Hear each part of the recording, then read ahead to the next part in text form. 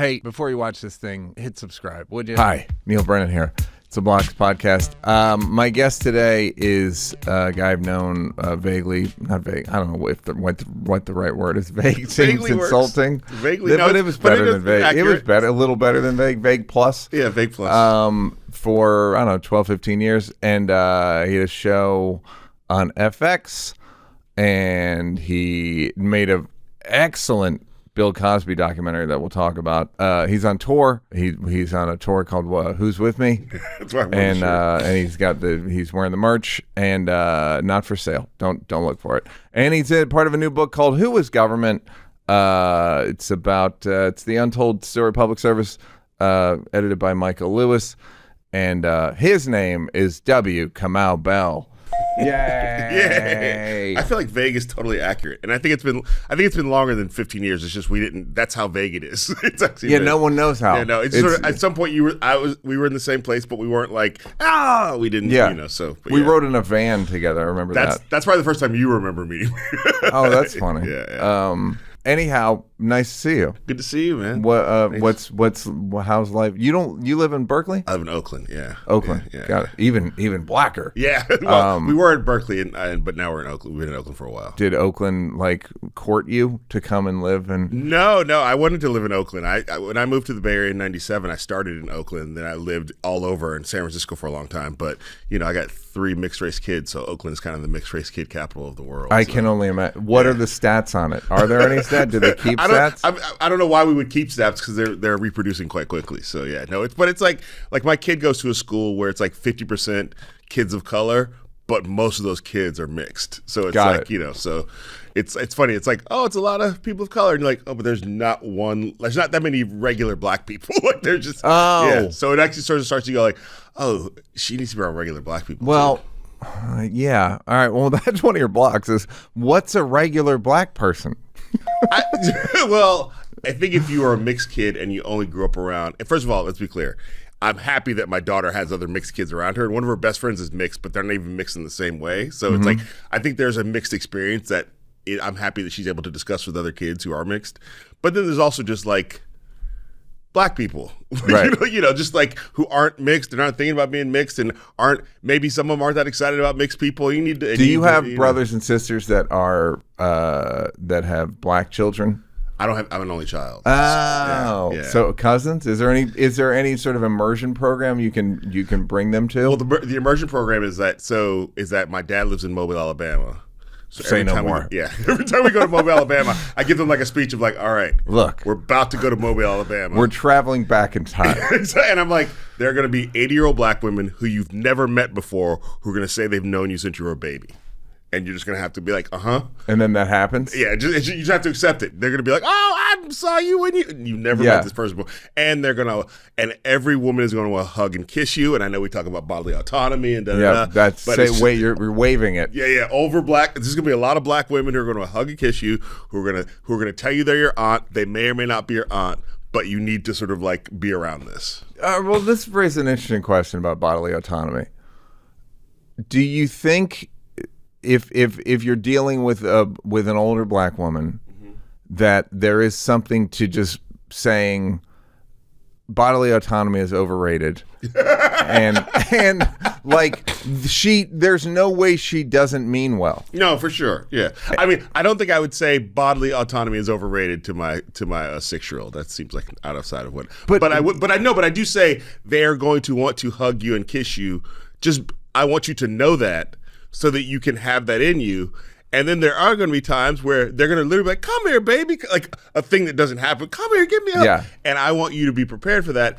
I'm not going to tell you how to handle it, but I just want you to know that's going to happen. And these are people who, and this is the thing I tell, these are people who love you even though they've never met you. Like they have an investment in your future. Yeah. They're going to tell people they saw you. If you ever pop up in a newspaper article because you... they're going to send it to 10 people. Exactly. Like these are your people. And so I want you to be prepared for your people. So just to build the context so that like, because in Oakland, if some black woman they don't know comes up and hugs them, it might be a little bit strange because this is not the same as the South. It's not totally different. There are certainly black women who will hug you in Oakland. I want to be clear about that. But the South, it's just very concentrated, which is why I'm glad. And do you think it's a good thing to have in their diet. 100%. Yeah. I think that I think that every American should spend some time in the South because I think a lot of us sort of like, even comics, we play the club, but you don't actually hang out. So for me, I've been going to Mobile since I was a kid, and I think it explains a lot of my life, why I sort of am able to move around a lot and be in a lot of different places, because I was going from like Boston to Mobile, and those are two very different and very similar places with weird accents. And I sort of got to understand that like America's a lot of different things. And I think that like, especially with black people, most black people in this country live in the South. There's a saying about basically northern racism and southern racism. It's like in the South, they want black people to be seen. There's different versions of it, but there's like in the North, they don't care how high you get as long as you don't get too close. In the South, they don't care how close you get as long as you don't get too high. Right. So the idea being that in the North, you can be a black doctor, but don't move into my neighborhood. Yeah. Whereas in the South, they're like, I'd rather you live next to me than be a black doctor. You can move in. Yeah, you can move in. Just don't go to med school. Also it's a legacy of like enslavement. Like white people in the South are used to black people in a way that white people in the North are not used to black people. Still getting used to it. Yeah, still working it out 140 years later. Like I don't know, this was like a thing I learned because I was working on projects about schools. Overwhelmingly, integration went better in the South than it went in places like Boston. Like school integration, because black and white people in the South are more used to being around each other. Right. So there certainly are stories, but just generally, it went way worse in Boston than it went in. But like more lynchings are in the South than the North, correct? Sure. Yeah. No, I'm not talking about like violent. Like there's a legacy of lynchings in the South, but we don't. In the North, they weren't lynchings; they were just police brutality. So it just is a different name. Yeah. Yeah. Glad we started with the fun stuff. God bless. I wanted to tell an anecdote about you, which will make anyone who hears it like you, I believe. Okay, that's good. I had a joke in my Blocks Netflix special, which was atheism is really like the height of white privilege. It really is, because religion basically says like, hey, can we interest you in an afterlife? And white people are like, oh, no, thank you. The editor told me, I think Kamau Bell did this joke. I text you and say, I have this joke. What should I do? And you said, use it. It was on one of my specials that wasn't popular enough anyway. So you were like, you know what? Fuck me. Yeah, you take it. It didn't help. And hopefully like, it works better for you. Yeah, but it was such a commendable take on no, there's got to be some standard. Fuck me, I didn't break through on that. Yeah, that wasn't my catchphrherese. Yeah, so white atheism is Yeah. You must be a white atheist. But no, I remember that because I think for some reason, I remember when you got to me, I was just like, in my mind, why would I say no to what would I be holding on to? Yeah, if I said no to like this thing that like is already out in the world.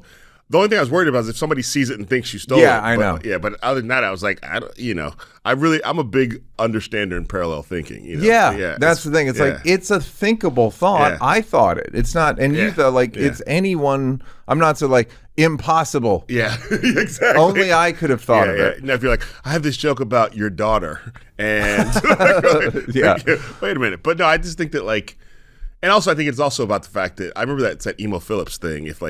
If you have 1,000 jokes and somebody steals 3, well, you still got like 997 jokes. Yeah. But if you have 3 jokes and somebody steals 1, who the hell were you trying to make it with 3 jokes? Yeah. So like I think that's what apparently Missy Elliott and Timberland went to Prince at one point and were like, people are stealing our sound. And he's like, make a new sound. Yeah, exactly. If you're good, make a new sound. Yeah. Whatever happened to him. Someday somebody's going to make a documentary about him. Ooh. Someday. Hope it's about 9 hours. Okay. Well, speaking of controversial documentaries, I would like to speak to you. I brought you here to talk to you about Dr. Bill Cosby. Well, I guess the question I want to ask is, what was your misgivings process in terms of like, oh, do I want to do this? And then you start and you're like, oh, do I want to keep doing this? And then you finish and you go, oh, do I want to release this? Should I have deleted this? Should I delete this? Yeah. Yeah. I mean, the whole way through.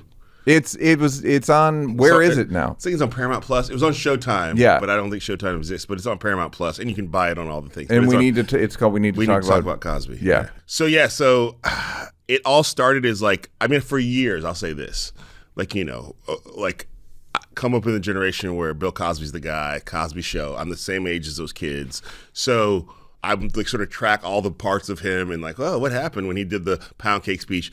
So then after all the crimes came out, after I believed them and realized I did believe them, I don't know at what point I did, but at some point I was like, yeah, did you have the same thing where like you hear a lot of rumors? Yeah, I remember when DiCaprio was gay. Yeah. I remember hearing that rumor all the time, being like, I don't know, man. I've heard so many people. This person does this. That it's like hard to track. In the doc, I say that. Like I remember when I got into comedy, the two things I heard, the gossip was that Robin Williams steals material, and Bill Cosby's a philanderer. Like that was that's what I heard. But I mean, I'm an open mic comedian. It's like, well, I guess now that I'm a comedian, I get to know the secrets. Yes. And so you heard that Bill Cosby, and that was no big like he cheats on his wife. Yeah, that was like it was like yes, I get but especially as a black person, every minister in every church, there's a kid who looks kind of like him, that is not his wife's kid, whatever. So all right, whatever. In the Catholic Church, we would molest the kid. Yeah, no, we had our own customs. Every religion's different. They don't make kids that way, so it keeps less evidence. But, so I get excited about the creative process, and then there kept being like, oh, I'm going to call all these comedians, and they're all going to show up and talk about Bill Cosby and what he meant. How'd that go? Well, Godfrey showed up. I appreciate that. But no. Chris Spencer showed up. Great. I appreciate that. And they were essential to the thing. And so very quickly I realized, well, I'm going to call Cosby was in jail at this point. Oh, I'm going to call the cast. I'm going to email the cast of the Cosby Show and send these letters and da-da-da-da-da. And I had a couple conversations with a couple of them that were great. That sort of and very off the record. Oh yeah, like, absolutely. Yep, absolutely. And would never divulge who it was or whatever. Maybe it was nobody. Maybe I'm lying. Yep. Maybe I made it up. But yeah. So, but in great conversations, but no. And I get. And that's when I realized how deep it was, and what I'd gotten into. And that's when you start to go. And also, I know there's like 3 or 4 other, at least 2 other Cosby docs out there that are finished or close to being finished that people have tried to make that are sitting on shelves. Yeah. So I thought I kept thinking maybe this is just going to be that. And then COVID hit. Well, was there a freedom in that? Was there like, maybe it'll never come out? Let's just make it how we are going to make it. I was like, I'm just going to keep making it. And I kept waiting for Showtime. I kept sort of being like, at some point, somebody might tell me, just put your pencils down. We're not doing this. So until that point, I'm just going to keep sort of like, and this great thing was great about Vinny and Boardwalk, Andrew Freed, is that every time we ran into a creative problem, they were sort of down to figure it out. And every time I had these weird ideas, they were sort of down to let me try them. So it really became like, well, at least I get to do whatever I want to do. Yeah. So I might as well just do it. And I found a crew of people. I'm directing it through Zoom. Most of those interviews happened on Zoom. But yeah, I kept sort of, and then we had to break during COVID. And I kept sort of being like, maybe it's just dead. And you get a call, we're starting up again. Yay. And then we go back out and film. And what was supposed to be our last day of filming was the day of the book. And we were in Philadelphia. And it was Cosby's, the day he got out of prison. That's in the movie, right? Yeah. And we didn't know, we have a lot of people who study the case and everything, but nobody was preparing for that. Nobody thought that was coming. So legally, I would argue that was the right thing to do. Well, we talk about that in the thing. Yeah. It was like letting him go. It was a bunch of bad decisions that a bunch of bad legal things that had happened. Yeah. So it's not a technicality. People say it's a technicality, but it is a bunch of like. It was honoring an agreement. It was honoring an agreement that the next political attorney general flipped on. Yeah. So nobody. I'm not. But it's not. Yeah. But people try to frame it as it proves that he's innocent. It's not that. No. It's about legalese being not lived up to correctly, and so they let him out. But it's not. It had nothing to do with his case about whether or not he did what he did, because he admitted to what he had done. Yes. Yes. Only with the caveat that he wouldn't have to go to jail for whatever. Yeah, exactly. Yeah, no. Yeah. So, yeah. Guys, Huel, sponsor. This is chocolate. I'm a vanilla guy. Actually, I mix chocolate and vanilla together, and that's how I do it. I like it because I don't always want to go get food. I just want to do whatever I'm doing. Writing jokes, being very creative. You know how I am. I'm not online, if that's what you're wondering. You generally do it instead of lunch. It's 400 calories. It's got a lot of protein. It's got 35 grams of protein, which is 70% of what you're supposed to get in a day. It's great. I used to drink a different one of these, different brand that's sort of gotten really bad lately. And then Huel wanted to sponsor it. I was like, I thought you'd never ask. I also add ice to make it more of a smoothie in a blender. Some to throw fruit. You can add stuff. You throw in more powder. Throw in what's the skin one? I can't remember. I just throw in powders. You know me with my powders. Whatever you want to throw in, you throw in. It takes it nice, mix it in real nice. Contains vitamin C, which supports my immune system. We mentioned proteins already.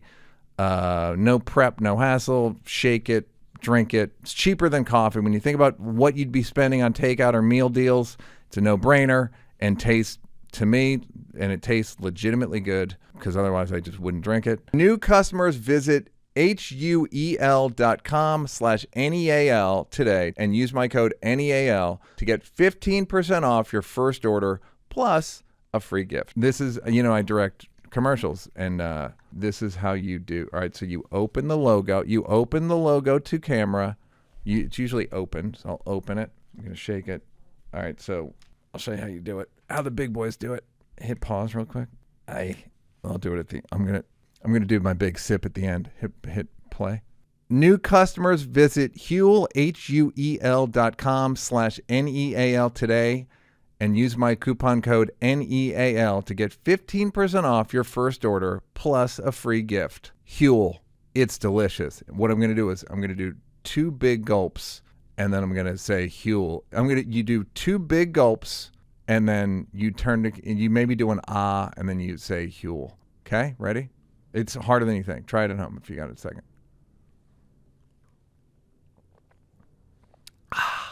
Huel.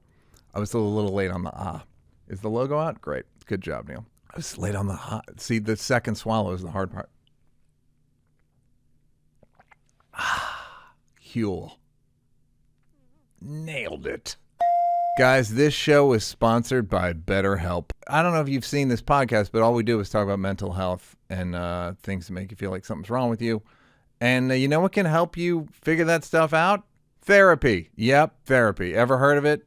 It's a new thing invented 100 years ago by Sigmund Freud. I've gone to therapy a lot in my life. I've started again recently. It taught me boundaries. It taught me ask for what I want. It taught me how to be honest. It taught me to have realistic expectations with myself. And you can learn positive scope. It empowers you to be the best version of who you are. And it's not just for those who've experienced major trauma. Here's the selling points. BetterHelp has over 10 years of experience matching people with the right therapist from their diverse network of more than 30,000 licensed therapists with a wide range of specialties. BetterHelp is fully online, making therapy more affordable and convenient, serving over 5 million people worldwide. You can easily switch therapists anytime at no extra cost, etc., etc. We're all better with help. Visit BetterHelp.com/NEAL to get 10% off your first month. That's BetterHelp, BetterHelp.com/NEAL. BetterHelp.com/Neal. Help. You need help. Okay, well, this is the one of your things, which is who gets to define what's black, what's black enough. Yeah. So there's a real pretty clear conflict, which is upholding a rare black icon. Mm-hmm. An icon that important, mm-hmm. and but also a commitment to justice. And but again, I would say I would say that's a lot of your conflicts just born out. Yeah, exactly. It's just another clear example of it. And what do you? Is that a thing that you were aware of? That's just in you, because both your parents are black, right? So yes, black, but Alabama black, and you had a Netflix special called Private School Negro. So I'm assuming you are one or went to private school. Did yep. So you're having just a sort of an experience in conflict from the very beginning. Yeah, and also I think it comes down to my parents are also just very different types of people. So like, I think I was From born, each other? yeah, Or from you? from each other. So like, And what are they like? the way I describe it is my mom is sort of a like outside agitator. Like she's like oh, you won't let me do this, I'm gonna go outside and throw stones. She's Malcolm X and Yeah, your she's father? my dad is more like my dad is MLK. Like he's like, Yeah. let's work with him, let's figure it out. And so he's like an achiever. Like if you look at his resume, he's achieved a lot. A lot of it happened actually after I was sort of more grown up. So people think I grew up with him this way, but he was like, when I was born, he was like a semi-professional photographer and like poet. And now he was like an insurance guy and was very successful in the insurance industry. Whereas my mom was self-publishing black quotation books in our house and selling them to like black bookstores around the country. Black quotation? It's a book Just called Famous Black Quotations in the mid-'80s. In the mid-'80s, there weren't books that collected black quotations specifically. Quotation books were just white people, mostly white guys probably. So Who gets the lion's share of it? Is it Toni Morrison and of the book? Who do you mean, or Maya Angelou? Who's the because every white one is Mark Twain and Albert Einstein. Who were like the? I mean, there's probably like a Mount Rushmore. Of course, there's a lot of King. There's a lot of King. There's a lot of Frederick Douglass. Yeah, a lot of Frederick Douglass. He was good. Who can forget? Of course. Yeah. And then I'd say you could hold for applause. Yeah, I don't think who else because I don't want to leave anybody out. I'm trying to think there's definitely gonna be a lot of Maya. There's 100%, especially in the mid '80s. That's when Maya was really blossoming, as publicly. I'm trying to think who else is in there. That's probably Malcolm X. Yeah, I'm gonna say Malcolm X. Yeah, those are the ones. Okay, great. Yeah. And so you sort of. You're not bouncing between them, but those are your two main. A little because I used to go to my dad's every summer in Alabama. So they split up? Yeah, they split up before I was even aware that they. Oh, were great! Yeah.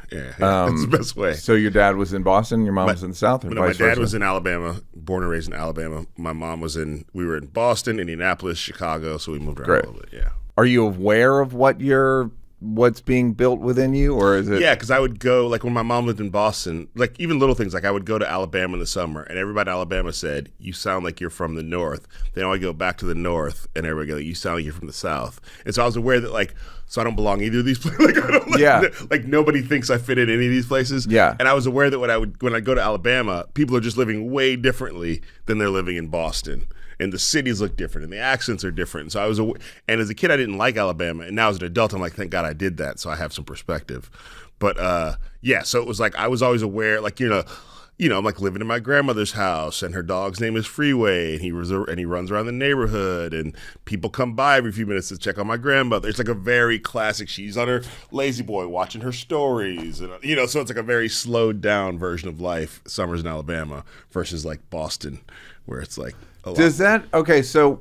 Because obviously, I'm sure it made you feel isolated and like maybe lonely, maybe or. I mean, I'm an only child who loved being an only child, so rarely lonely. But I certainly learned how to keep my own company.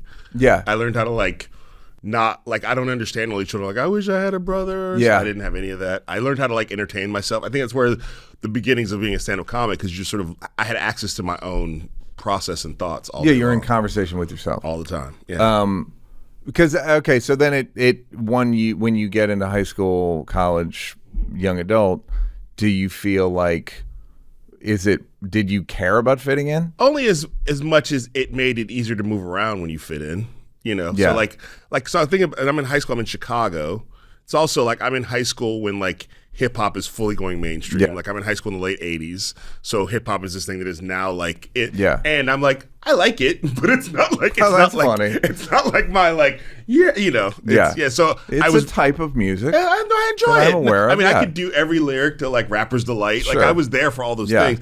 But when I went to rap shows, I remember I saw Arrested Development. Sure, you know what I mean? You didn't even need to tell us that. Diggable Planets. Yeah, I saw Diggable Planets. Please. Us three? Yeah, exactly. Yeah, right. Exactly. Yeah. So I'm aware that and then the bands I'm listening to Black Rock, Living Color, Fishbone. Yeah. So I'm aware that from that, and I go to the Living Color concert, and there's more black people on stage than in the crowd. And then I go to which they loved, I'm sure. They really. Yeah. This is what we did it for. Yeah. This is it's why we started a band. Yeah. And so I'm aware that the things that I like are associated with whiteness, even when they're not white. Yep. Like Fishbone is like from Compton, Right. So like it's not so it's and the things that black people like, and this was before the internet, so like there's no way to even find my own people. Now I think that's what's funny is because it ended up you weren't alone. No. But you were isolated. Yeah, and so I didn't. There was no way to sort of like go on a thing and go, "Hey, who else? What other black?" Yeah, kids there was like no. this? There were no chat boards. Nope. Message boards.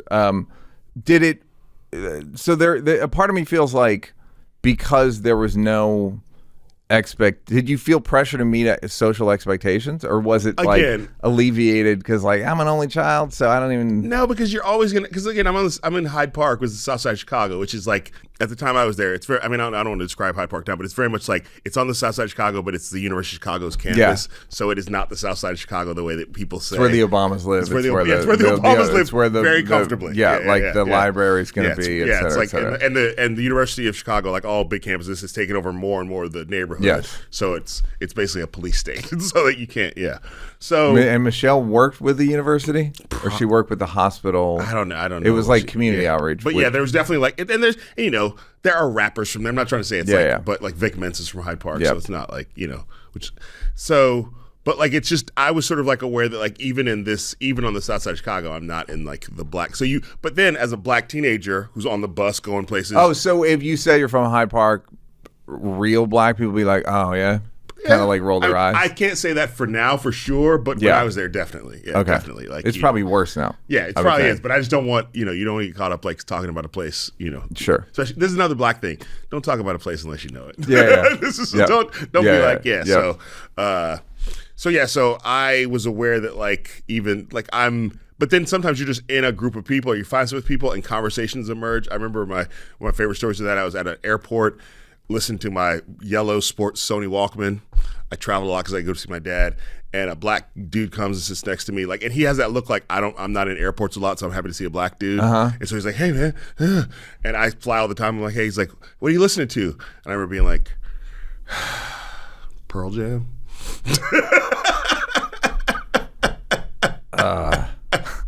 Yeah, and he was like.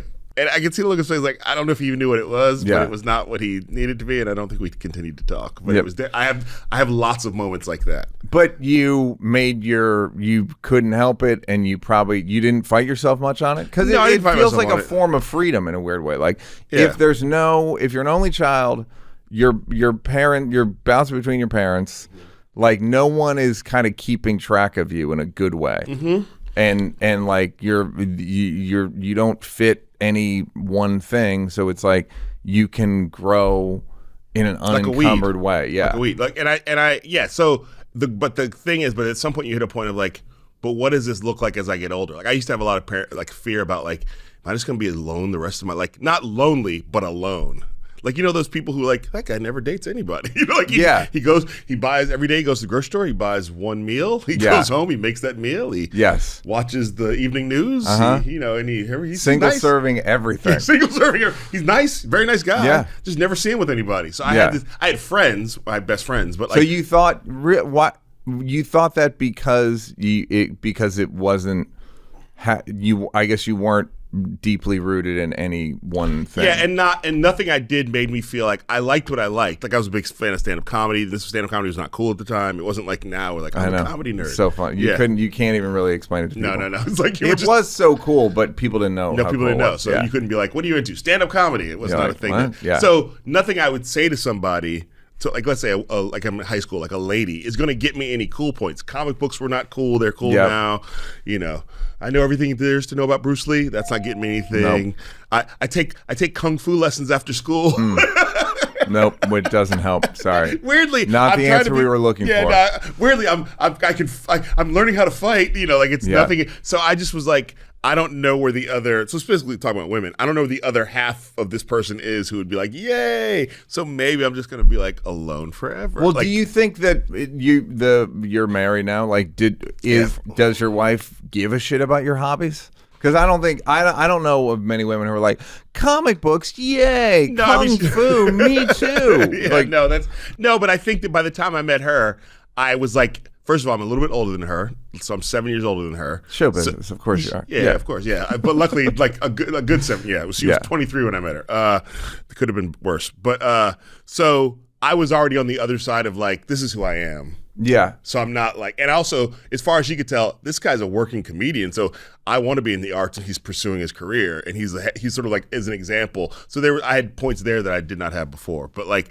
And by that point, I'd abandoned thoughts of being cool. Like, I'd abandoned any sort of thoughts of, like, but then I'd also been with women. Like, it's not like I was like, this is the first person I've been with. But, I'd sort of like, I am who I am at this point. Yeah. Or I'm happy to figure it out and not be in the place that people think I'm supposed to be. And do you look back and think, would you want your kids to sort of come up that way? I guess, is that even a thing you think about? Like, no, is that the best way?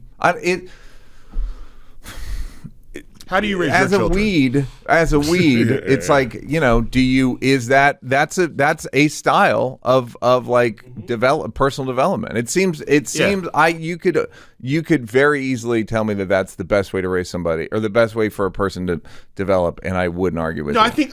It's different because 3 kids and 1 kid. The only child thing is a big part of it, because you have the time to explore in a way that, like, when you're in a family of 3, you just don't have that much individual time. So like my middle kid, Juno, I feel like we're opposites of each other, because she's a middle kid, so she's always feeling squeezed, and as an only child I always felt free, and so I can connect with her because I'm like, I can tell that position sucks. Like, I can tell that like you sort of always have to be shuttled with the other kid because nobody knows what to do with you, so you're always sort of like in the back seat going to soccer practice. But there's an advantage to it in that you can like adjust, and you can find things that you wouldn't normally find. But I definitely know I know the value of being alone.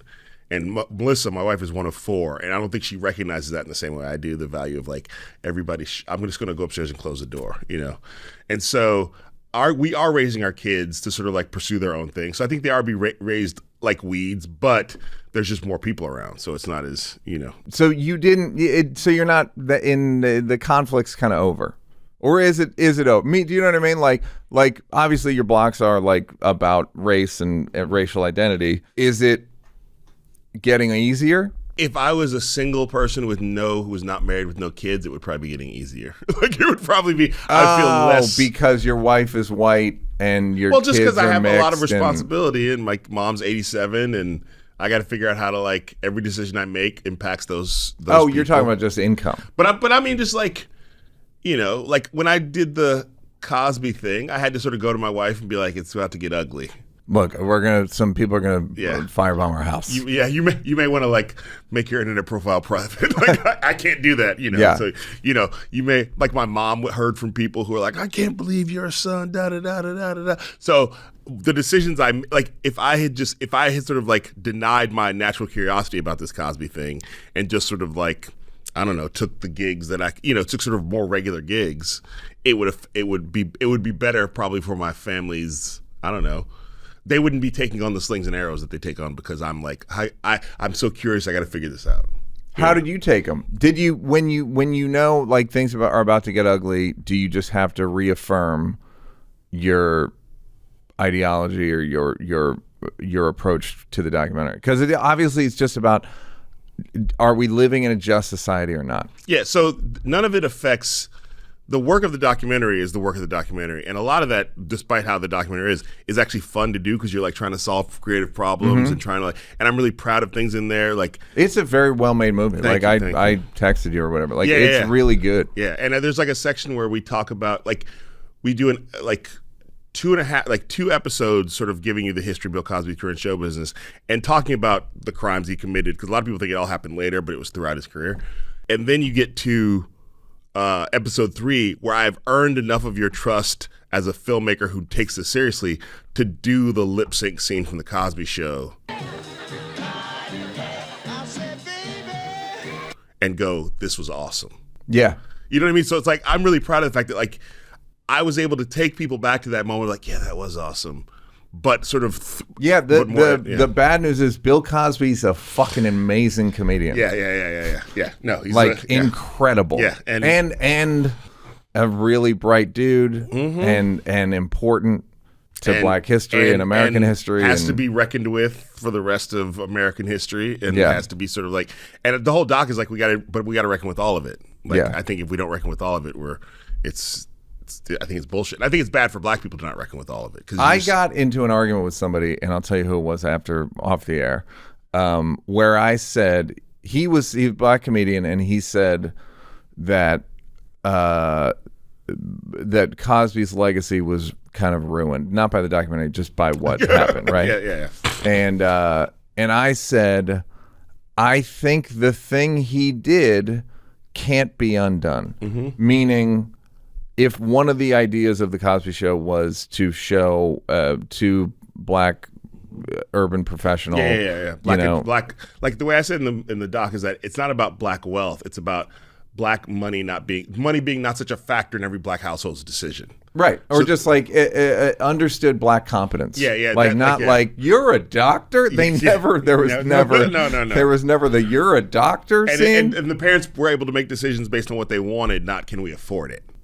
Yes. Which to me is like a different level of freedom that most black people don't have in this country. They were parenting like parents. Yeah. They were just like, should we do this? Yes. Not, I don't know. It's not good times. I don't know, James. But the 15th is coming up real soon. Yeah. We might have to, And I said, you can't undo what he did, which is if it's like brain surgery on white people, on racist assumptions, all the white people who ingested it, let's say they're between the age of 10 and 40, by the time they found out he raped people, they're already 40 and 70. It's like the side effect from the medicine didn't kick in for a long time. Yes. So I'm like, he did what he did, and it was like actually weirdly tense, but I think I'm right. What do you think? Yeah, I think that, like, I'll just say this.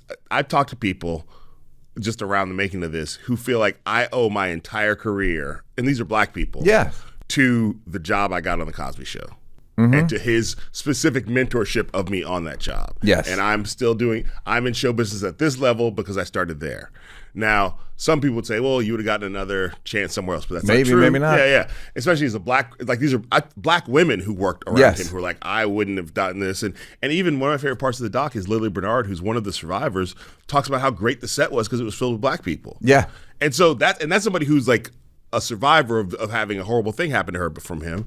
And she's still able to go, the set was amazing. Yeah. So I don't think you can crush a legacy. At the same time, all of this TV stuff is temporary. All this pop culture stuff is temporary. So that, as much as we go it's like whenever people talk about like making their special and it standing the test of time, I'm like, I love comedy. I haven't watched Pryor or Carlin in 30 years. Well, to me, it's like you may be of a similar age. Like I remember when I grew up, and there were still I Love Lucy reruns on. Absolutely. Now you have to go find them. You have to go buy them. You know what I mean? So and that was as big as in its way as the Cosby Show. Like it sort of changed television. Yeah. And had a woman as the lead, and Desi Arnaz, and they're an interracial marriage, and so there's all this stuff. But like, and yet somehow racism persisted. Exactly. Somehow. Despite the best efforts of Desi's. Yeah. But yeah, so like all this pop culture stuff is on some level gonna, at some point, people like, they don't show reruns of the Cosby Show anymore. First of all, reruns are not even a thing we really do a lot anymore anyway in this society. But second of all, eventually you stop showing reruns of everything. Yes. Gilligan's Island was on everywhere when I was a kid. Yeah. I couldn't explain it to my kids now. You know what I mean? So like, it's too stupid. It's too stupid. Like what? If the professor can build the every comics now, from back in the day. See, they couldn't have had me on that island. So I guess what I'm saying is like, do you think people's reaction was performative? Meaning the defending the honor of this man, which I think you kind of did anyway. I know. So I think one of the great things about being a comedian is that your imagination is often way more fertile than regular people's. Right. And so often more fertile than what becomes the reality. Yeah. So I was like, I always took a ghost dog approach. I imagine the worst things I thought could happen to me, like from this thing. And so, all the, not the worst, just all the different things I thought this could happen. So by the time some of those things happened, I was like, oh, I knew that was that. Yeah. So like, and also they didn't firebomb my house. So like I'd imagine that, but like, But like I knew that like, okay, somebody's gonna come out with a thing that says we need to talk about W. Kamau Bell. That happened. That's a YouTube clip that that YouTube suggested. You like Kamau Bell, and you like. And I was like, no, I'm good. And it's kind of like serves you right for liking Kamau Bell. Yeah, sir. And so like, I knew that the people who had the most to say about it in the negative would be people who never watched it. Yep. So even today, I will be walking down the street. Maybe happened 6 months ago, and I'll run into a black person who's around my age. Who's like, "Man, I liked everything you did except that one thing," and I'm like, "Cosby, that Cosby thing." And inevitably, I'll let them like, blah blah blah blah blah. I was like, "Did you see it?" No. Yeah. Well, I mean, I think if you saw it, you might. Well, and I think what happens at that moment, one, people notice that I don't run away. I don't get scared, because a lot of times it's been black dudes who sort of have a little bit of that, regular black energy. Not the private school energy. But I'm also, I you're pretty big though. Yeah, That's I'm good news. 6'4". People are often like, you're taller than I thought. They may be where you took kung fu classes in 1988. Yeah. So exactly that could kick in at any time. But I'm sort of very aware that like I'm not gonna like run away from you. If you're not gonna, unless you're gonna be super rude. But if you just want to talk, I'll talk to you. And so I've talked to many people. I was in Mr. Fab store in Oakland one time, and this black dude came in and was just like, and I sort of stood there and talked to him. And by then he's like, all right, well, like not that he was going to go watch it, but he's like, this guy didn't run from me, So I was aware that like I was going to be in situations with black people who were going to have feelings about it, and I was going to have to deal with those feelings. And the other thing is, I knew some of those black people would be black comedians. Yeah, and also you had the same feelings. Yeah.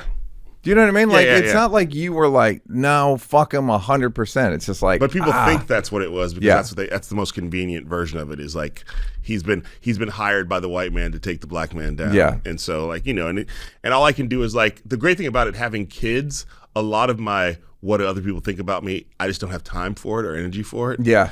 So it does affect me, but it doesn't affect me as much as it used to. And I also feel like the defense is like, are you pro rape or not?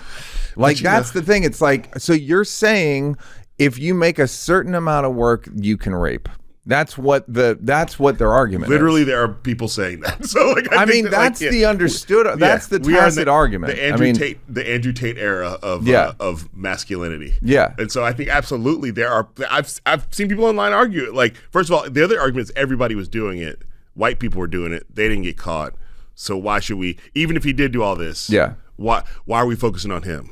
Yeah. Hold on, I'm getting a Harvey Weinstein update. Exactly. How they, white people were just getting away with it left and right. Well, it's also the fact of like, of course white guys get away with it. It's how this country works on every level. Like, why are you surprised? That's not proof of anything. Yeah, but then the argument is like, well, we have to get every single white person before we go to Cosby. I would say the argument is, if you're going to be black and successful, you got to be careful. Because they're going to try to. Let me simplify that for you. Yeah. Don't rape. Yeah, exactly. Yeah, like don't. You can't. Let's say if you want to be a scumbag, if you're black, it's just going to be harder. I'm sorry. I can tell you pretty definitively, Dave and Chris are not going to get rape beefs. They're both incredibly elevated, incredibly successful. There's no rape beefs coming. Yeah, that's breaking news. Knock on wood. I was going to say. Okay, so you're not. No, but I'll say this: like, I don't get invited to all of the black spaces all the time. Like, I don't. Were you getting invited before that? No, I was already sort of like I already smell like I think they can smell private school on me, and not just that's bad. And I'm not trying to put those spaces down, but I think black guy married to a white woman is already like a and I accept it. It's a demerit. I accept it. I get it. So the cover of Essence is probably not coming. You know what I mean? Yeah. So like, but I have been covered in those magazines. I'm not trying to say that, but I just know that there's like a certain level, and also I didn't come up through like the black comedy club circuit, so a lot of the people who would know me didn't know me if I'd come up through that circuit. And this is the thought I'm sure you've had, but it's so fucked up that this is what everyone's aspiring. You're what everyone wants their kids to be. the editors of Essence, the people who are putting together this list for this party. And by the way, a lot of their kids are this. Yeah, no, for sure. But it's like, yeah, but he's kind of a bitch. But my son. It's getting straight A's. Like, okay. Yeah. He's going skiing this weekend. No, and I don't have any. I want to be so clear about this. I don't have any beef with any of this stuff. No, of course not. And I'm the dude who chose to do it this way, so I can't be surprised about what happened. Like, how come I don't get called for, well, yeah, you're not even over there. Did you kind of hope that it wouldn't, like when you're ghost dogging it, Ghost Dog was a movie from the late 90s, Jesus. Did you game this out? Like, I'm probably going to get sort of marginalized within black press or black culture, but that's okay? Or were you like, well, maybe there'll be a little something for me? I was fully prepared for my career to be over.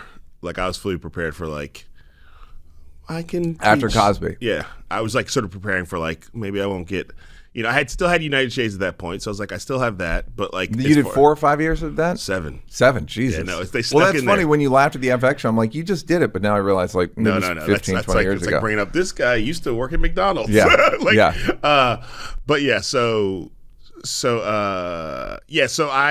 I was just prepared for, like, I don't know, this could be so bad that the whole thing could be over because nobody's going to want to work with me, or because first of all, I didn't know if people would like it. So, like, if everybody hates it, then my career's over. And I just am one of those people who, like, went down in a blaze of glory, and so I was already like, well, I'm here in Oakland, I can get a job. I sort of like, I could probably teach theater, I could go back to school, get my degree, and then become a professor. I know enough. I was like, I know enough that I can sort of keep my family fed and clothed. So, but I was prepared for that 100%. But the fact is like when it came out, very quickly it became the best reviewed thing I'd ever released, like the best, most critical acclaim. And so I felt like, okay, at least I have that. Well, you were doing white people's bidding, so of course white people. Exactly. I won a Black Reel Award. Yeah. And then what happened, I remember I was at Tribeca Film Festival, and this is the first time it happened, but it started happening more and more. This was like months after it had come out. And I was even like worried about going out in public for a little while. Like I just was like, I'll tell you a good story about that. But so this black woman came up to me at the Tribeca Film Festival and was like, Kamau Bell, yeah. She's like, and she sort of waved me over. She's like, you had my group chat on fire. Yeah. She was sort of saying it like it was great, but it was like people were like really in their feelings about it. She's like, you blew up everybody's group chat. And I didn't know that, to think that, like, and I heard from other black people about that. Like there was just a lot of like group chat discussion about it that ultimately was better. And it came out before R. Kelly, right?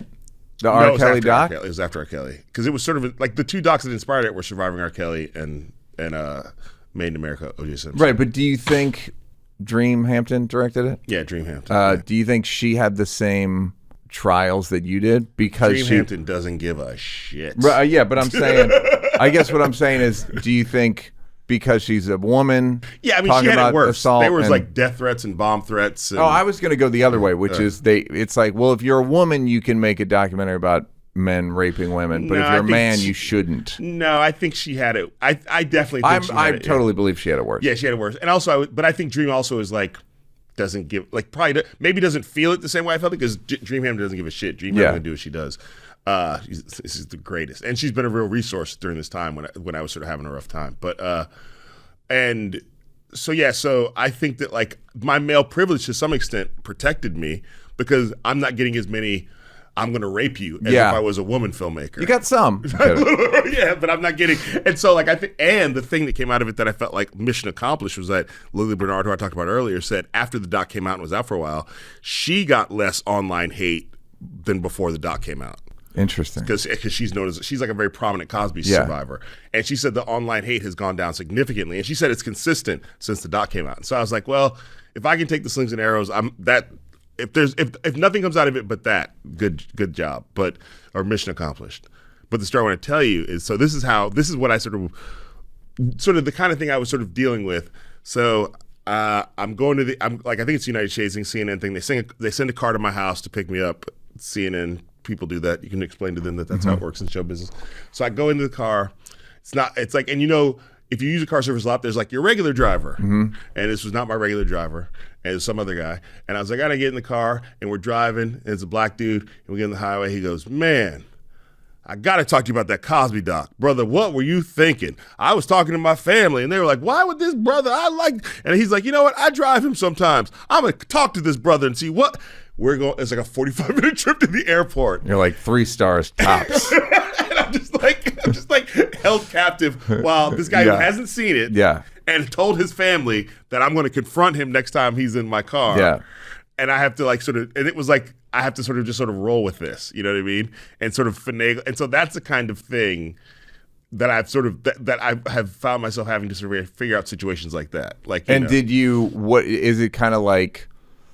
You've heard that hostage negotiation thing where the best thing you can say is, if I hear you correctly, and kind of read back their list of grievances. Yeah. Well, often the thing that I've learned is that people in the situation, this happens to me a lot, have a speech they prepared. If I ever run into that guy, I'm going to tell him, and they have it memorized. And if you just sit back and let them talk, they will eventually talk themselves out. Yeah. They will get to the end of their speech, and all you got to be like, yeah, I hear you.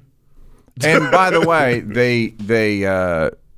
their grievance isn't with you. It's with another black comedian named Bill Cosby. And the other time, what? So eventually that happened. Next, a few months later, I'm in the car, same thing, same driver. And he goes, man, I got to talk to you. I saw you on CNN talking about Dave Chappelle and trans people. Why you got to blah, blah, blah, blah, blah, blah. And so I was like, I finally called the car company. I was like, hey, man, look, I'm not trying to get anybody fired. I'm not trying to get anybody. Yeah. I'm not, but I just need to not that guy. Yeah. Just not his podcast. I've been a guest on his podcast twice. That's very funny. Yeah. I don't know if you heard, but your mom wants you to call her. That's all they ever want. Would you call me? Or your dad was like, would you call your mother? This Mother's Day, you can give her a call, of course, and give her an Aura digital picture frame. Surprise. Ma. I live pretty much far away from everybody in my family. My mom, probably the furthest. Miss her all the time. I put her in the old Aura frame, guys. She made it. Congratulations, Mom. You're 90. Come on into the frame. There's a funny picture of her and a buddy of mine in the Aura frame. It reminds me of both of them.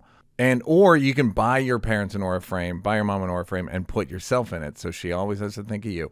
Aura Frames was named the best digital photo frame by Wirecutter and featured in 495 gift guides last year. So the next time you need to call your mom, you can also send her a new pic of you from that trip you're telling her all about right from your phone as it's happening.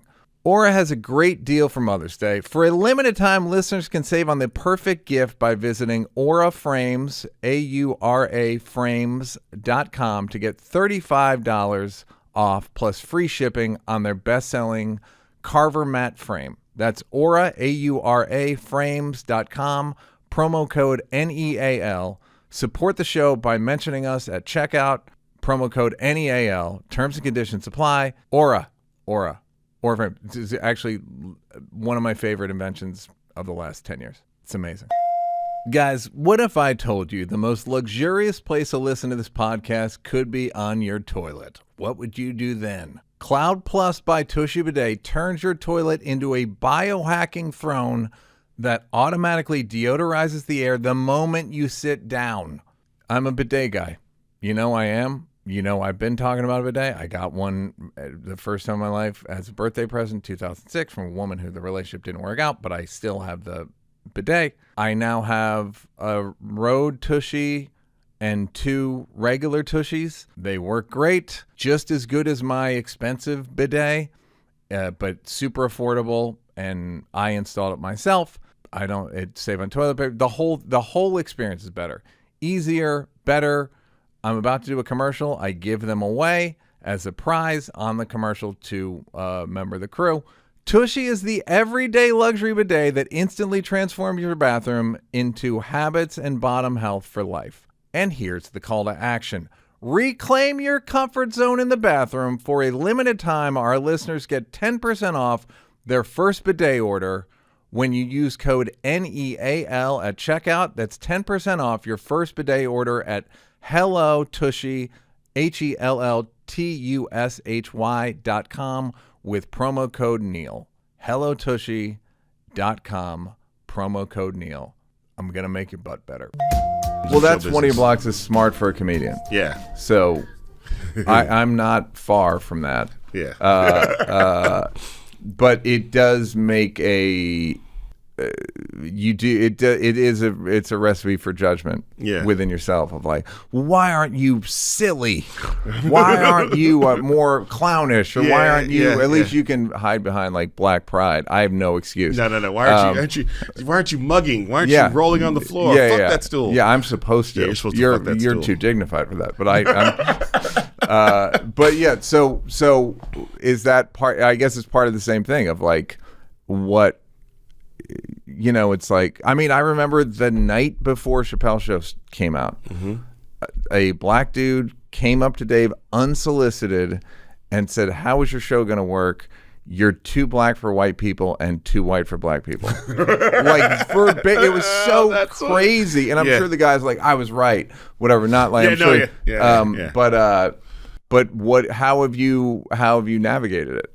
I think that the biggest thing I've done is like, don't feel like you're supposed to be places. Like, don't feel like sort of like go where you're invited. Like, you know what I mean? Yeah. Like, so CNN goes, you want to do a show here? That doesn't make any sense. I'm a comedian. That's not going to work. But let me go have that meeting. Oh, Bourdain's here. Oh, Morgan Spurlock's here. I like them. Oh, Lisa Lee. Oh, they want me to da-da-da-da. Anybody alive? Go on. Lisa's still with us. Lisa's still with us, thank God. But like the idea of like, I sort of like, maybe I should have like moved to LA and started auditioning for stuff, but I'm like, and the CNN show at the beginning especially wasn't like, it was paying good money, but it wasn't like network TV money or anything. Yeah. So like, it was like, I was still working outside of it. But like, so basically like, if somebody's inviting you a place and you feel like you can do what you do there, don't question all the like, but is this maybe I should, so there was a run where I was like, on the CNN crawl, Anderson Cooper, Don Lemon, and me. And it was like, nobody, one of these things does not belong here, but like I figured out my way there. And so I think for me, like following my nose has been the best thing to do instead of like saying like I never moved to LA. I should have moved to LA. I have friends, all my friends but moved it's to also LA. like, for what? I mean, based on looking back, it's like, well, no, I also knew that LA was not going to be, I was just like, that's not going to work for me. I just sort of knew. And so I sort of always knew that like I got to do it my way, and then if you're going to do it your way, then just expect it's going to take longer, or it's going to be a different journey, or it's not always going to make sense. Like, and so I think even the bands I liked sort of taught me like all my favorite bands had careers that they achieved less than they should have. You know what I mean? So like, but they created great art, and so I feel like, well, look, you don't like Aerosmith, you know what I mean? So I have this conversation in my head all the time. Yeah, I'm like, why can't I just be fucking big band or big whatever? And it's like, I don't know, Neal. That's just not what you are. No, like if you're a big fan of like Pearl Jam's a fine example where it's like they're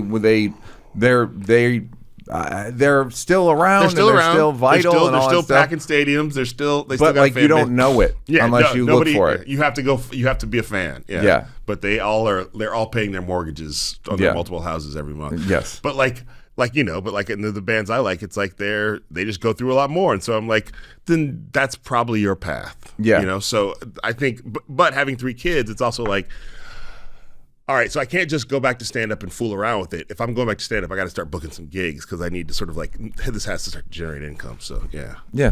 And I also think that like, I recognize that being smart for a comedian doesn't mean you're actually smart, and we live at a time where a lot of comedians think they're actually smart. I don't know what you're talking about. That I haven't picked up on that. Well, not only smart, geniuses. Yeah. And I think that, like, for me, I always want to... And unfortunately, so do their massive audiences. Yep. And I think I'm sort of at the point of, like, always understand that you're smart. It's like being good looking for a comedian. Yeah. Like, what's his name? Matt Rife. Matt Rife, yeah. He's good looking for a comedian. Yeah. 60-year-old Brad Pitt walks in the room, nobody's looking at Matt Rife. No. So I think that, like, the idea being that, like, we've got a whole generation of comedians who have been acclaimed for their intelligence, when it's like, no, it's their intelligence compared to other comedians. And it's also it's not even their intelligence, it's their charisma. Their cult of personality. Yeah, it's like their charisma. Otherwise, it's not like if you read their ideas, you wouldn't go, what? And I think it's always important to understand that, like, no, I'm smart amongst this cadre of people. Yeah. But smart people look at me like, yeah.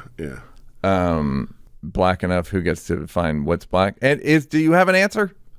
Who finally at the end gets to define what's black? I mean, the only good news is it seems to be expanding. Well, the definition. The internet has connected people in a way that, like, that black people black weirdos can find each other. Like I remember the first time somebody called me a blurred, I was like a black nerd. I was like, oh, is that what I've been all this time? Yeah. I wish I had that when I was 12. Like I wish I had that word. Yeah. Back then it was not.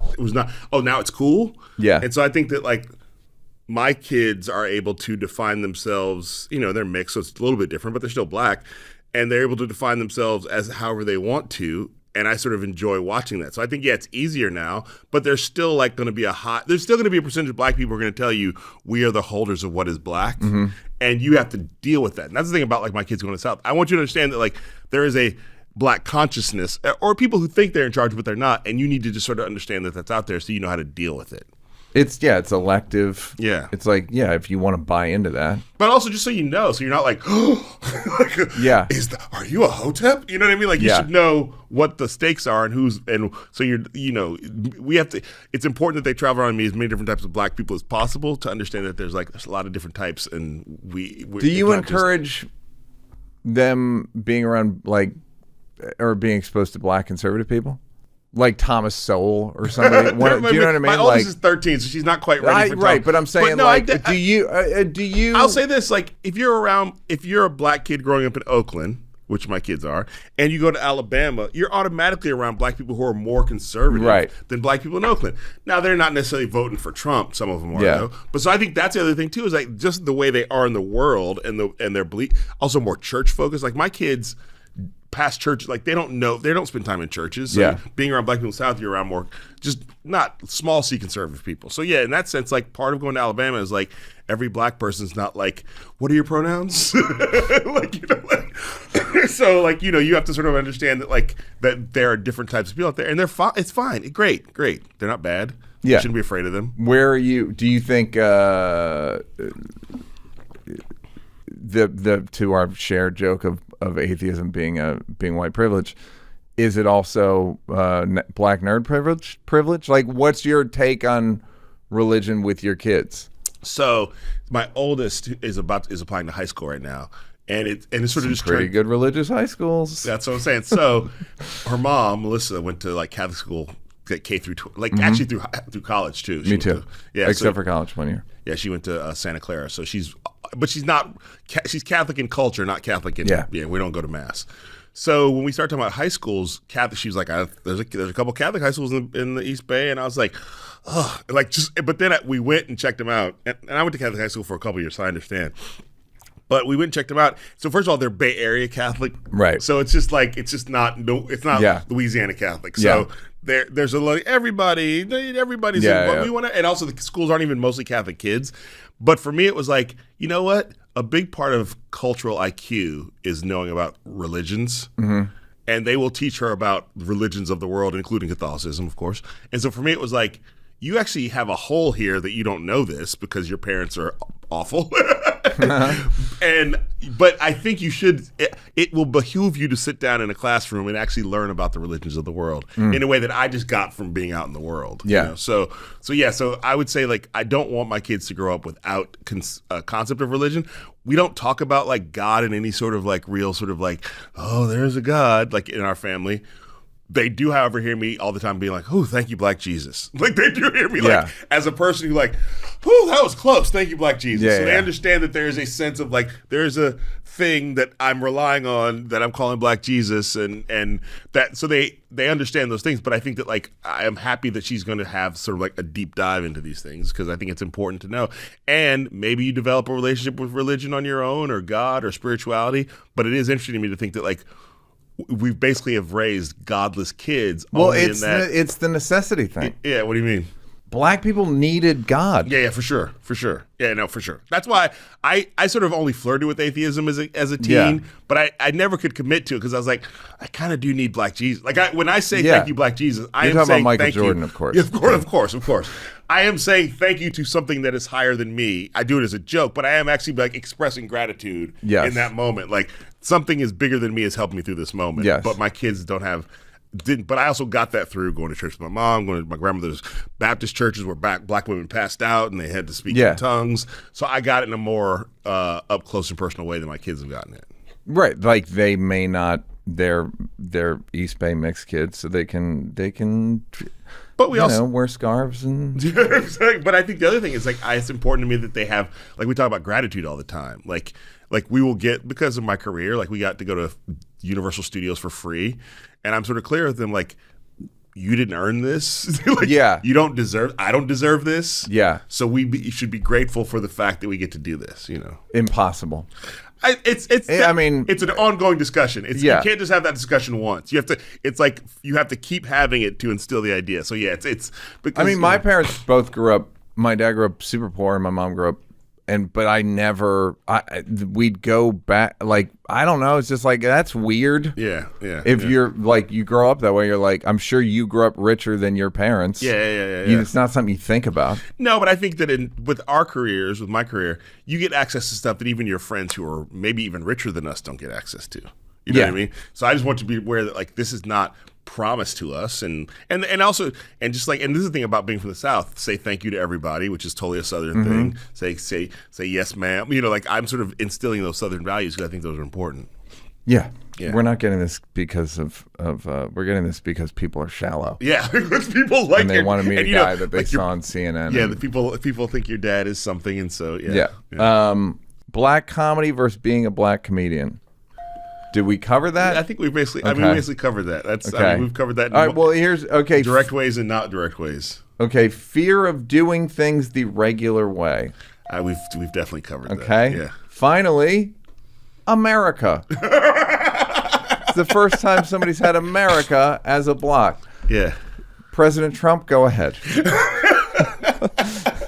What's your problem? With America? Yeah. Just on the way here this morning, listening to the news, we have achieved. Like Trump has achieved something. But it's funny. You both. Trump doesn't think America's doing it right either. It's just everyone thinks we're doing it wrong, but for completely different reasons. Yeah. If again, this goes back to if I didn't have kids and didn't have maybe if I had a wife, it'd be different. But if I didn't have kids, I would be gone. I would be okay. out. Well, where are you going? I would. Well, that's the thing. Where do you go? This is the thing. Because a lot of liberals say that. Oh, for sure. Look up immigration in other countries. For sure. It's not easy. First of all, if you apply to Canada, they do have a thing called. It's basically like their genius visa. So if you have if you've done things in the arts, if you're a published author, you can get. So because I'm too old by age to get in there, but by acclaim, I could get it. I think I can get into Canada. So I've looked into it. I have thoughts of going to New Zealand and being the Yakov Smirnoff of New Zealand, like the Black American in New Zealand, like in my country. Yes. In your, I would just travel the country and do a TV show where I just like eat. Like, that's my. It's in New Zealand. Yep. Because even right wing New Zealand, which they're right wing right now, still has like a social safety net, healthcare, progressive policies. So yeah, I think. But there's not a lot of black people. But I think if I went there, I would like become part of the tribe, like the Maori tribes and things. I would sort of like part of okay, because you can't as a black guy. There's not really a lot of places. I mean, of course, there's Ghana. Yeah. I mean, we all knew Ghana. Ghana, yeah. I would go check out Ghana. I just, it's just again, I got mixed kids. But that's what's funny is because of your sort of cultural bent.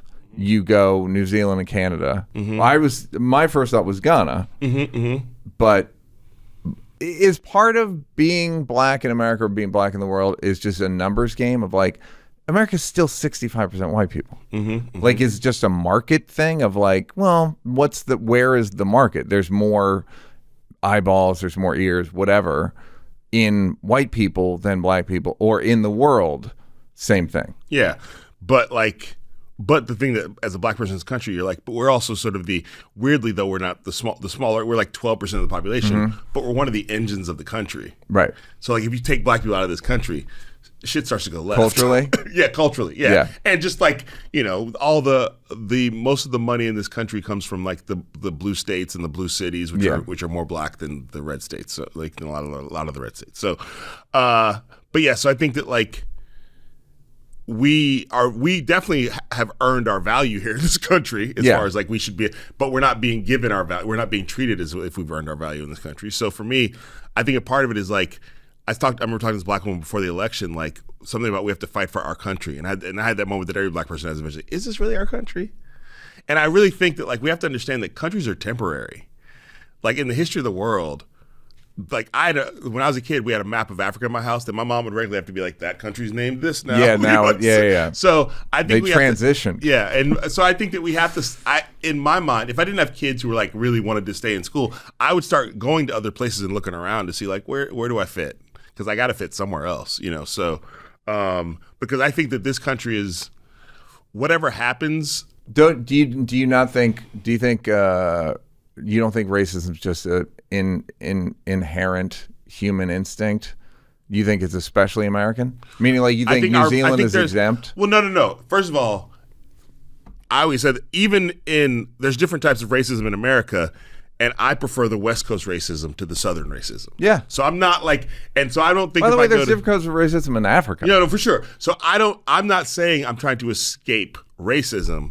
I'm trying to escape specifically America, like and America's policies and America's race. Like, so I don't think as a black person, our images have been like sort of sold and sort of all over the world. So wherever I step into it, they're going to have some sense of what a black person is. Mm-hmm. Now it's going to be, and especially if I step into Ghana, it's as an American black person. Yeah. And so I'm going to have to deal with that wherever I go. And part of the thing about New Zealand, there's not a lot of black people over there. And so a little bit it feels like, maybe I just go there for a break from just like, maybe there I can sort of, and then gear up and go to Ghana. I don't know. But I think what's funny is I'm just thinking it could be a movie. Yeah. If you move to Ghana and just change your black identity to you were super militant. Yeah. Like, and you rewrote it's like your when you move to a new town. Yeah. And like, oh no, I'm as black as everybody. You're like, I'm in America. You got to really fuck white people. First and foremost, nice to meet you. Fuck white people. Yeah. That's my name. I mean, I also thought about moving to Hawaii and then helping them become a sovereign nation again. Like, I've got a lot of ideas. Yeah. So, but I do think that America, like, I don't know that America deserves most of us anymore. And I think we have to stop thinking about this country as being a forever thing. And I think if we thought more like that, not that everybody has the privilege to leave, but I think if we thought more, instead of being like, we have to fight for this thing, like, what are we fighting for? And so, but because I have kids and an 87-year-old mom, and in some ways, I think you're fighting for the climate, the physical climate, like the weather where you are, and the time zone and the sport. Like, literally, like, whenever I hear about corporations, we're going to threaten to move to Portugal, it's like, all right, well, you're going to have to wake up in the middle of the night to check in on your kids and your grandma and your friends, and like, your life's going to be demonstrably worse. And I think that even if I was to leave this country, which again, I don't have any plans for this. This is just like, if I was single, I would be more invested in it.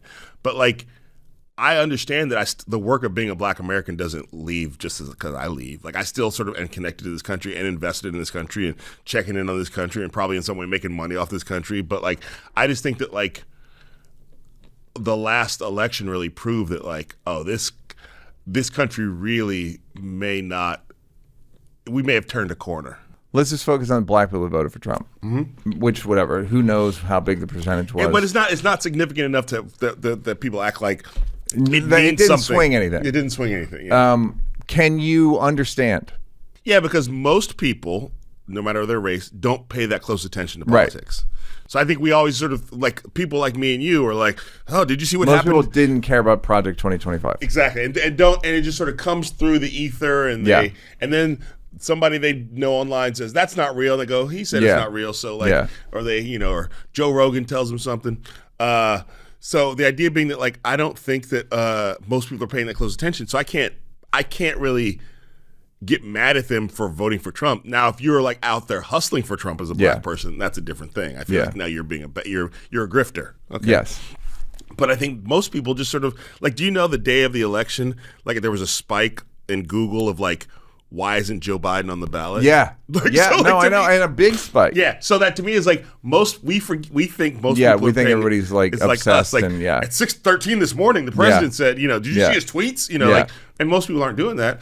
And so I have more empathy for those people than other people do. My beef is with people who are on my side who are being bad actors. Like, I'd rather, if I'm going to put some beef into an area, it's going to be into the like, Hakeem Jeffries, Chuck Schumers of the world, where it's like nothing. Yeah, well, what do you make of the liberal firing squad? As a Democrat, what do you make of the cannibalization that Democrats. What do you mean, as far as like nobody's ever doing it right? The purity test, and there is no such thing as a good Democrat. It's just like, I do think that we have to understand that, like, because money rules politics, it just means that those at the top are generally not going to be what we want them to be. Yeah. So therefore, we have to be, as a society, we have to be in a position to bully them into the position we want them to be in, because they're not going to do it on their own good. I do think that, like, at this particular moment in American history, if you are a person in power and a Democrat, and you're not like actively like out there every day calling balls and strikes, and actively out there every day, like sort of figuring out how to sort of speak directly to the people of this country and how to like marshal the forces. If you're a person who goes, I don't know what leverage we have, I can't trust you. Like I can't. Right. Like I can't. Well, like, I guess my other question is like, what doing something is better than doing nothing. Yes, but does AOC might not win a general election? AOC will win her. Bernie will win their. Or you're suspicious of that. You think maybe they can. AOC won her district and Trump won her district. Yes. No, So I'm just saying it shows that yeah, AOC no, is, I'm with you. Yeah, so yeah, yeah. I guess it's like I don't even know what the right approach is for Democrats in terms of obviously Chuck Schumer is like negative charisma. So Frizz. Yeah. So like I don't know who the future is, or is Josh Shapiro too mild? Was Obama a disappointment? But see, this is Obama. This is the thing about Obama. Obama came out of nowhere, basically. Yes. Like, he was not a guy who was being he groomed himself, but groom is a weird word to use now. But he sort of believed, him and Michelle believed it before anybody else saw it. Yeah. So he sort of like Michelle didn't, but he did. Yeah, you know more than me. Yeah. You're much closer to the Obamas than I am. I've never met them. So I think that's the model: is go find these leaders who are now state senators, who are now like Summer Lee, who's from Pennsylvania, is a great example of she won a moderate district. I don't know if she's a socialist, but she's a Democratic socialist. She's like progressive black woman, had to defeat AIPAC money to win her Congress seat. Latifah Simon, where I'm from, just took over Barbara Lee's seat. Are dynamic leaders who are now in the Congress. Go find those dynamic leaders and start to prepare the way for them.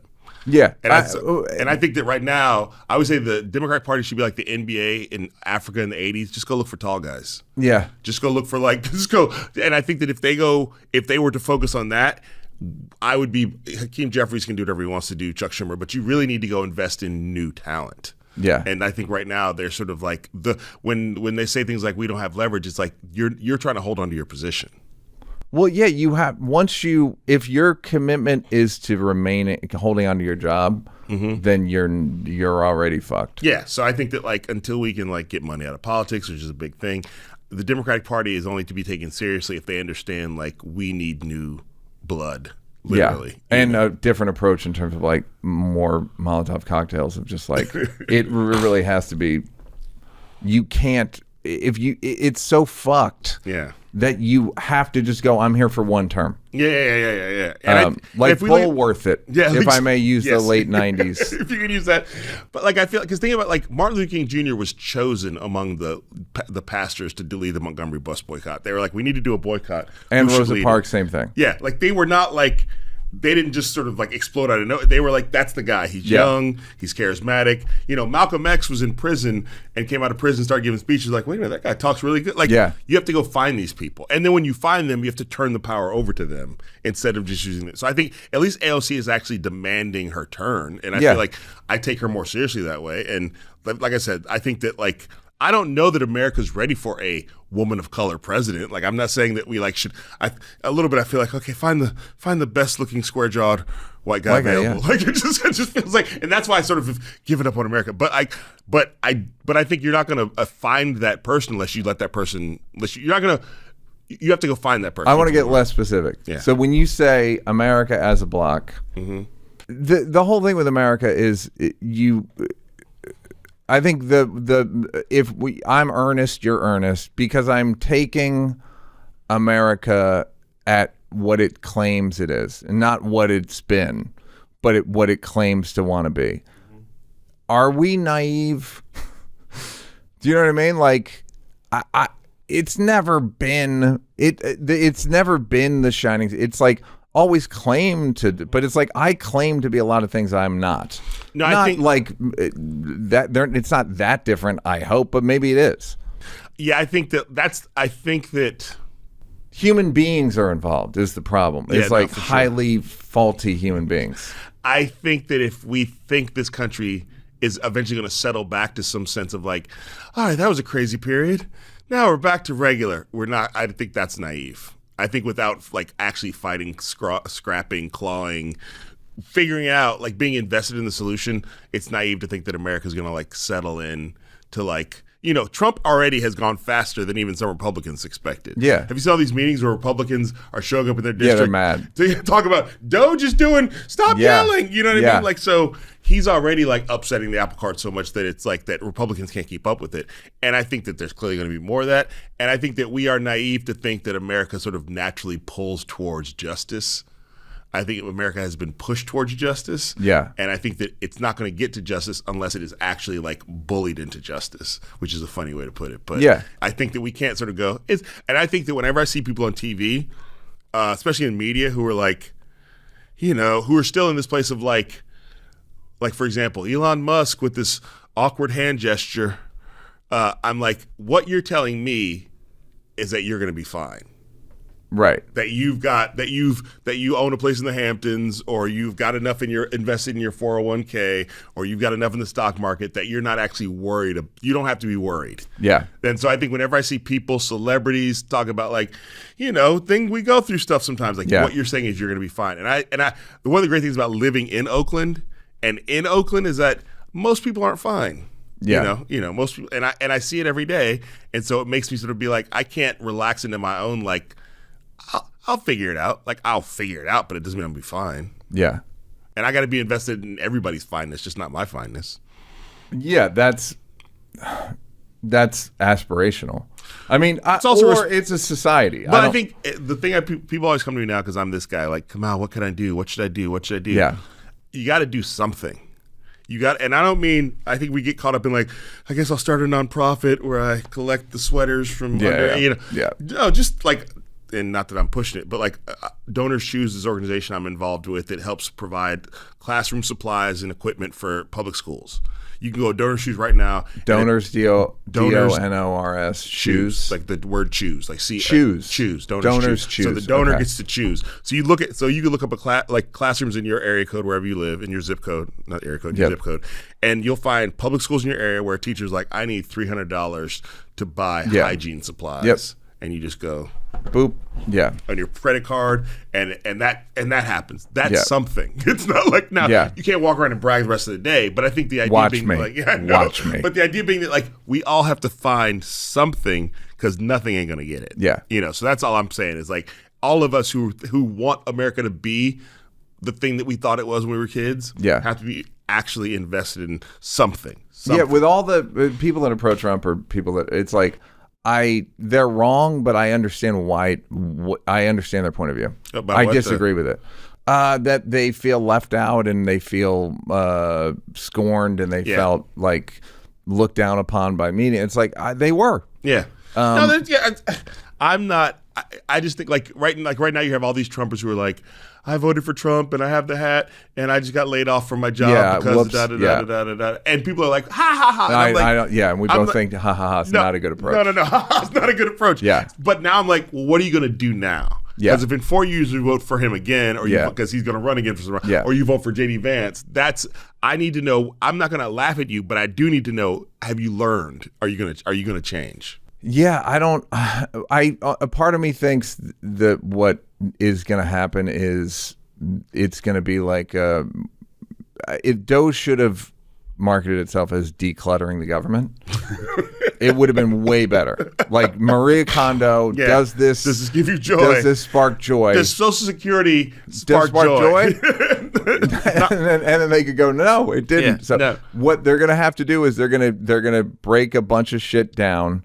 And then they're going to realize the value of it. In retrospect, now hopefully the damage is going to be minimal. It's not going to be minimal. It's going to be massive. I know too many people now who work in the hopefully not that deadly, because I also think it's going to be deadly. It's, as they say, it's way harder to breaks. It's way harder to build than break. something. Yes. So, but I think hopefully that's the cycle. I mean, that's me I just being think optimistic. that may be the cycle, but that cycle may happen over like there's gonna be some stat of like the number of people who died because their Social Security check didn't come in. Like they missed 1 month of Social Security, so they couldn't buy their medicine or they couldn't buy their food, and they died. And there's gonna be some stat that proves this is what the cost was. Yes. This is what the human and cost it's going to be in was. 6 years when we finally look back and they finally So, and I want to be clear, I'm not here to advocate for President AOC or Bernie or any of these people. It's funny to me to see all these comedians who showed up at the inauguration being like, man, I would never show up at one of these people's things. I would never, like, nobody, even people I agreed with, I'm not trying to be at the VIP room, So, and like, so for me, I'm not advocating for anybody. I just appreciate people who are actually trying something versus people who are like, what can we do?